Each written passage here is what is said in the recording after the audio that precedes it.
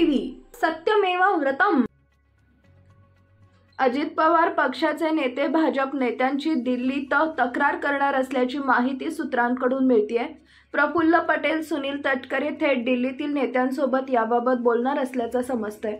वादग्रस्त तसेच धार्मिक तेढ निर्माण करणारी वक्तव्य करणाऱ्या भाजप नेत्यांची तक्रार अजित पवार पक्षाचे नेते दिल्लीत करणार आहेत। नितेश राणेंसह काही नेते मुद्दाम मुस्लिम धर्माविषयी वाद निर्माण होणारी वक्तव्य वारंवार करतात। यावरून अजित पवार गटाचे नेते नाराज आहेत। पत्रकार परिषद तसेच भाषणांच्या माध्यमातून भाजप नेते करत असलेल्या वक्तव्याविरोधात अजित पवार यांच्या पश्चात नाराजी असल्याची माहिती सूत्रांकडून मिळते। दरम्यान विधानसभा निवडणुकीच्या पार्श्वभूमीवर मुंबईत भाजपाची महत्त्वाची बैठक आयोजित करण्यात आली आहे।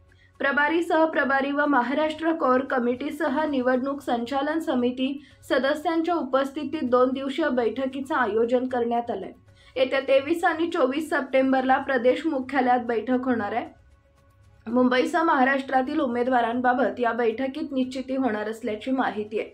ऑक्टोबरच्या पहिल्या आठवड्यात काही नावांची घोषणा होणार असल्याची सूत्रांची माहिती आहे।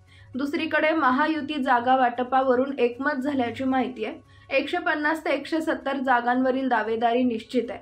विद्यमान आमदारांचे मतदारसंघ आहेत त्याच पक्षाकडे कायम राहणार असं सूत्रांकडून समजत आहे।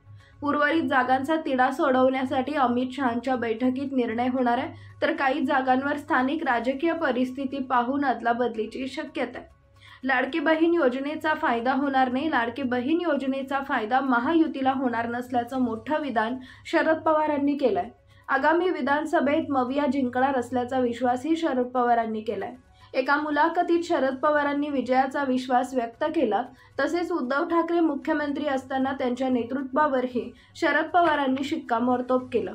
कोरोना काळात ठाकरेंनी चांगलं काम केल्याचं शरद पवार म्हणाले, तर सुप्रिया सुळे दिल्लीत खुश असल्याचं शरद पवार म्हणाले। त्यामुळे सुप्रिया सुळे राज्याच्या राजकारणात येणार नसल्याचेही शरद पवारांनी अप्रत्यक्ष सांगितलंय।